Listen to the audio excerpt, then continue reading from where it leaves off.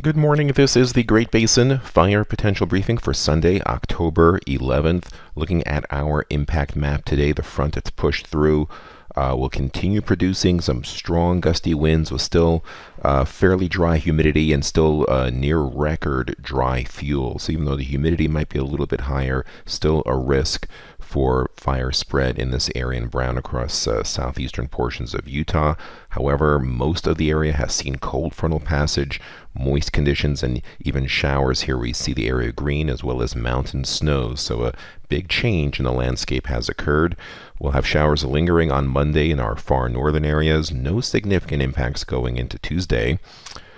Our smoke situation improving. You can see this morning, you can almost pick out where the cold front is here across central Nevada, central Utah, and by afternoon it pushes down into the southern portion of the Great Basin behind it, clearing much cleaner air, cleaner than we have seen in a very long time. And we'll see if the smoke produced here from the East Fork fire actually materializes. Similar story again on the 6,000 foot level. You can see where the front is hung up with some residual smoke. Behind it, much better clearing on northwest flow. Over the last 24 hours, we did have significant precipitation across the northern half of the geographic area. You can see most of Idaho, western Wyoming has had about a quarter to a half inch of precipitation. Some of this activity up here in northern Idaho was the result of radar mountain blockage, not so much lack of precipitation. And so wherever you see these brighter shades of green is basically where we've had a wetting rain and in some cases snow. No lightning across the Great Basin. There was some well to the north, of course. It came with quite a bit of wetness. Initial attack was fairly light. It did have a large fire start down in south central Idaho. New fire starts in the red, existing recent fires in the yellow. And over the past 2 weeks, excluding the last 24 hours, you can see how dry we've been. Either no precipitation or just a few hundredths of an inch in this light blue. So percent of normal, 0 to 10% in most areas across the Great Basin over the past 2 weeks. That's why we've been so dry. A lot of these ERCs were taken before the precipitation arrived. It was taken around 1 o'clock this afternoon, where rain arrived into the western portion of the Payette. Areas further east have definitely changed. So have all of these areas. Looking at projected 10-hour fuels for this afternoon may give a better idea of where we are still borderline critically dry across the southern half to southern third of the Great Basin, and where things have definitely moistened up. 10-hour fuels above 10%, nothing burning there for the next couple of days at least. Satellite imagery a little grainy, but does show the moisture pushing into the eastern portion of the Great Basin, exiting Utah, pushing into western Wyoming. Still some residual clouds here in Idaho. More disturbances and moisture waiting in the wings further upstream. The Pacific will affect the northern portion of the Great Basin in the next few days. So for today, still a good tight northwest flow, drier air mass and relatively warmer in the tannish shade. Cooler, more moist conditions in the green. High pressure trying to build into California. On the right-hand side, you can see our fire potential, where we still have a concern for winds and dry conditions across southern and eastern areas of the Great Basin.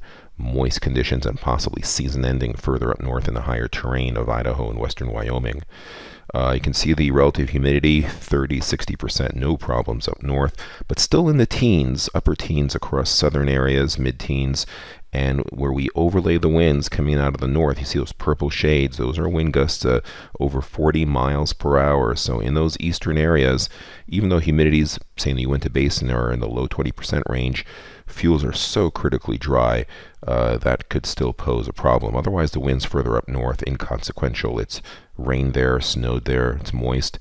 On Monday, we see a pretty large mass of moisture about to plow into the Pacific Northwest.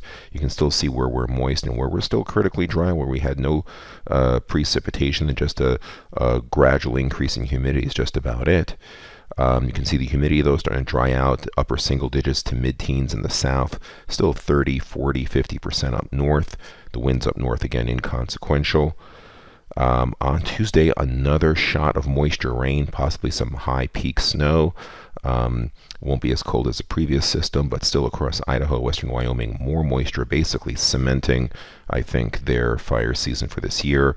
but southern and western portions of the Great Basin, not so. High pressure starting to build in with drier air across the southern third to southern half of the area.